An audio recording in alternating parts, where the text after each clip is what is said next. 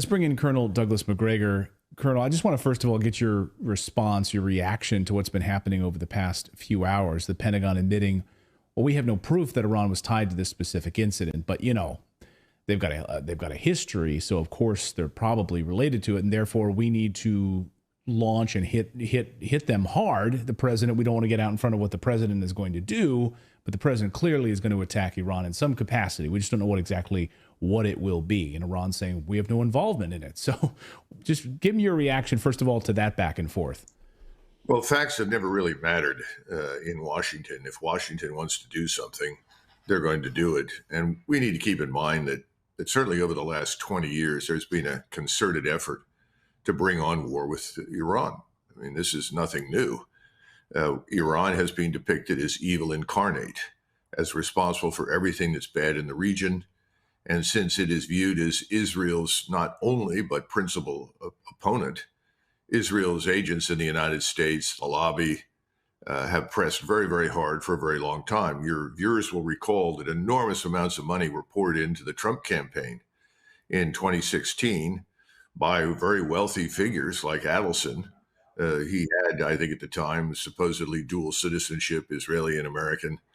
And he was desperate for a war with Iran. That's one of the reasons that Bolton was assigned to the White House National Security Council, and he was the NSA. So this is nothing new. What is new is that now we have Biden dealing with the facts, and the facts are that Iran was not involved. And we've heard this sort of thing before. Remember, the initial response was that what Hamas did was on orders from Tehran. Well, there was no evidence for that either. These are Arab organizations. The people dying in Gaza are Arabs. They're not Iranians. And there is a tremendous difference between what we call Iran or Persia and the Arab states. That doesn't mean that the Iranians are disinterested in what happens to the Arabs there. But they have gone out of their way now for years to avoid provoking us. They could have done so in many, many different ways, but they haven't done it. You'll recall there was an attempt to punish us for the Soleimani assassination, but when the missiles were ultimately launched, all of them mysteriously missed their targets. And we were informed before the missiles were launched that they were being launched. And this is very simple. The Iranians didn't want to kill anybody. And we know from just 2 weeks ago, when they do launch missiles and they decide to target you, they hit you. They struck with great precision and violence targets in Syria and Iraq just recently. They killed the Mossad agent who was a Kurd and his family in his house, a very short distance from the American embassy. And everyone was shocked. Well, there was no damage to the American embassy. That's because their missile technology is superb and precise, and the warheads are devastating. So the point is, no, if Iran wanted to do something, they'd have done it. What we really think happened increasingly is that the target was our base at Al-Tanf, which is very large and has been there for a long time to interdict anything going to Syria from Iran. In other words, via the Shiite Arab areas of Iraq. Well, that appears to have been the target, but what happens is that this device, whether it was a missile, a tactical ballistic missile, a cruise missile, certainly something larger than a so-called drone, because drones don't carry warheads that wound 35 people and kill 3. Just doesn't work that way. It was an accident. In other words, they missed their target. Well, that tells me that these are Shiite Arabs, militias. Why? Because they don't have the most modern technology that Iran has. So you're watching Arabs in Yemen, Arabs in South Lebanon, Arabs in Iraq, Arabs everywhere to the extent that they can, striking at the Israelis because of Gaza. That's all. That's what this is about. And we're trying to turn it into something else and create a casus belli for a war with Iran. Gosh, that's been happening repeatedly. The only thing that stopped it the last time in 2019 was that Donald Trump said no. He was ambushed. He was ambushed by the CENTCOM commander, by Pompeo in the State Department, and Bolton, who was a national security advisor, presented with a fait accompli. They already had the strike packages identified and set up. This is our big moment. We're going to attack Iran. And Donald Trump said no. He said, first of all, they shot down an unmanned aerial vehicle, in other words, a Global Hawk, and that was riding right along the edge of the air defense identification zone, what we call the ADIZ. And under international law, if you put a military ISR aircraft right along the edge of the ADIZ, we have an ADIZ, everybody does, everybody has an air identification zone, then under the international law, the country that is under surveillance has the right to shoot it down unless you've informed that country that you are not a threat. Well, we didn't do that. It was a setup. People knew that the Iranians would shoot this down, which they had every right to do. And then Donald Trump said, well, how many people are we going to kill as a result of this strike? And they said, well, it could be 500, could be 800. And of course, he said, well, they didn't kill any Americans. This was unmanned. And finally, the key question was, well, what happens after the strike? Well, you get a war with Iran. And, Right. and he said, well, I'm not sure we want that. That's not a good idea. So he avoided the apocalypse, okay, as far as Iran is concerned and we're concerned. Well, now we have this man, Biden. He's an altogether different personality. And I think in his own deranged mind, he is playing field marshal. And he's got everybody presenting him with all these options. And you have this chorus of people on the Hill. You have enormous numbers of wealthy, powerful donors. They're calling the White House, this is our moment. You must strike Iran. Well, if you do, you're going to get a major war. And that's not going to stop anytime soon.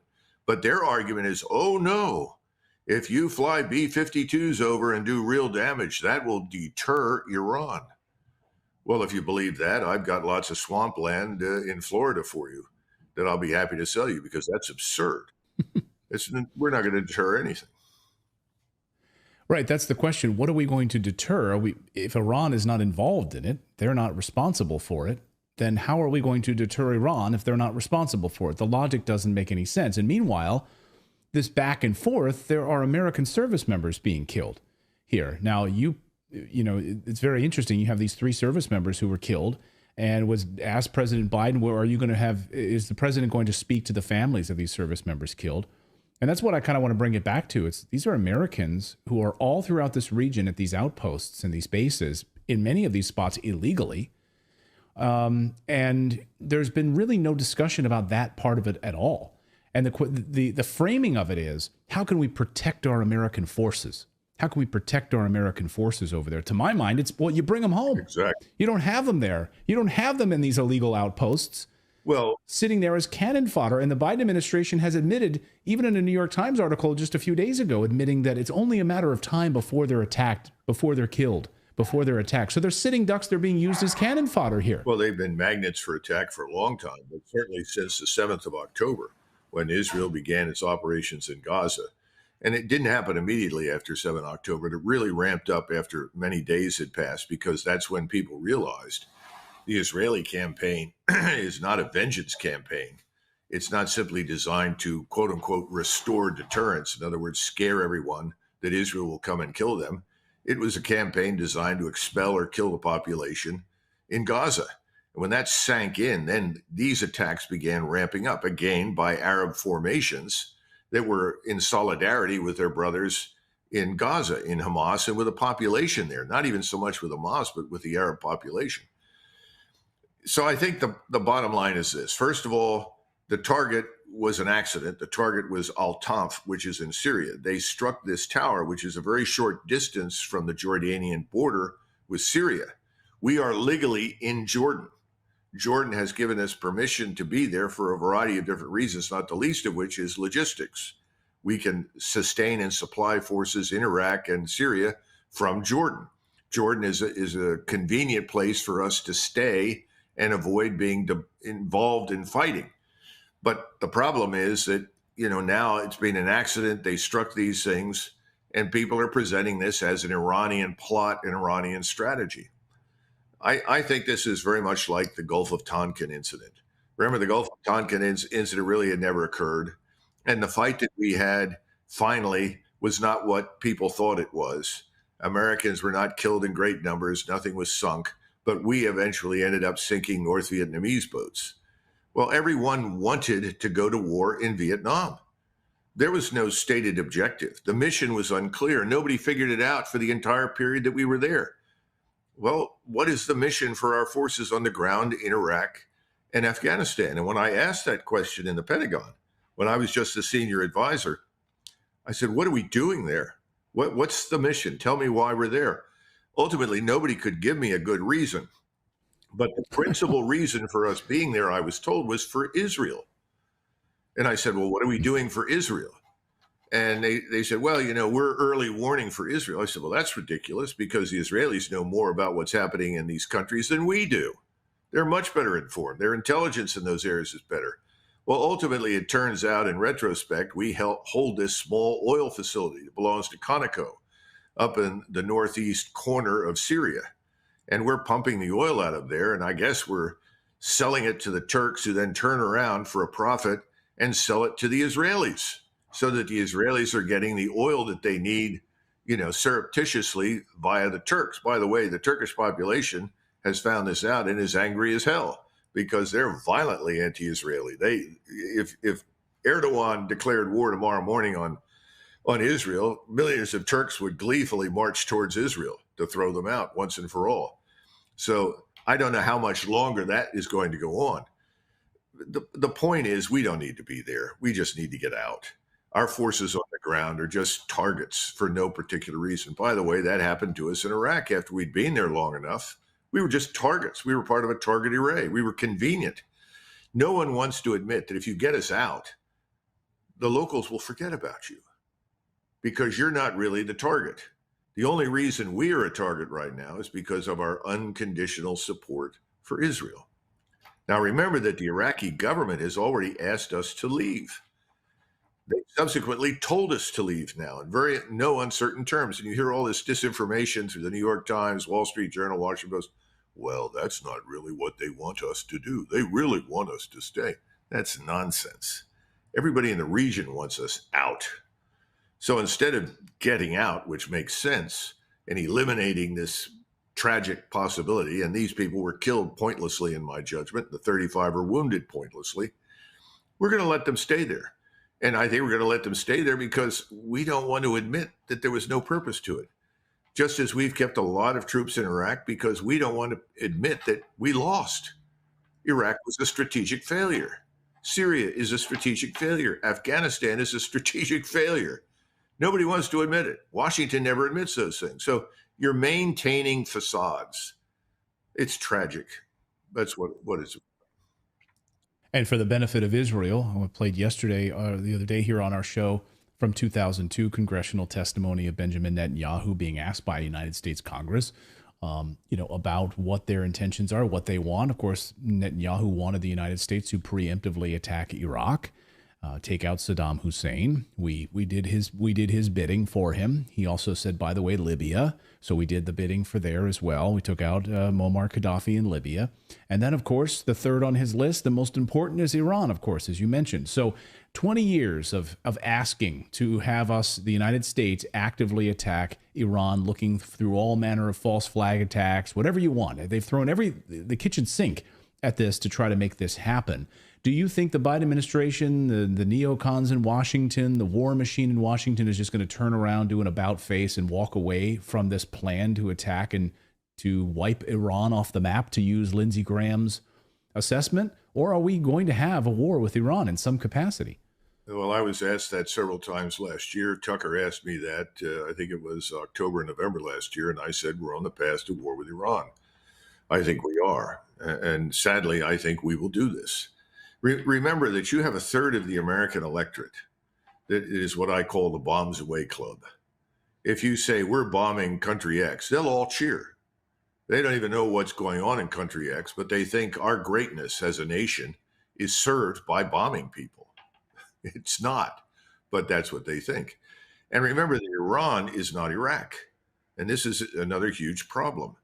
And finally, the Israelis, the thinking ones, and there are many good, solid thinking people at the top of the Israeli Defense Force, privately, they know we made a mess of the region. It was expected that we would make the region safe for Israel. We didn't. It's been less safe from the moment we entered Iraq. We destabilized it, which is what all the Arab leaders told us we would do. Everyone warned us. Even Erdogan warned us, don't go in and make this matter worse. Don't destabilize the place. Stay out. But we went in. So I would argue that over the last 20 years, we've made it more dangerous for Israel than it's ever been. Now we want to talk, while we're talking about attacking Iran, Iran is a major military power. These are not hapless people with sandals and bed sheets and AK-47s and RPGs and a few command detonated mines. They have real military capability. They have a very sophisticated group of Iranians running the military establishment. They're very good at cyber warfare. They have excellent intelligence. They have brilliant missile technology. I mean, I've sat and listened to the Israelis who've given me very good briefings on this very topic. But the solution to that problem is not to poke it. If you poke it, it will launch. And they will launch and they can attack all the key positions that we have in the region. Remember, we have roughly 57,000 people on the ground in the region.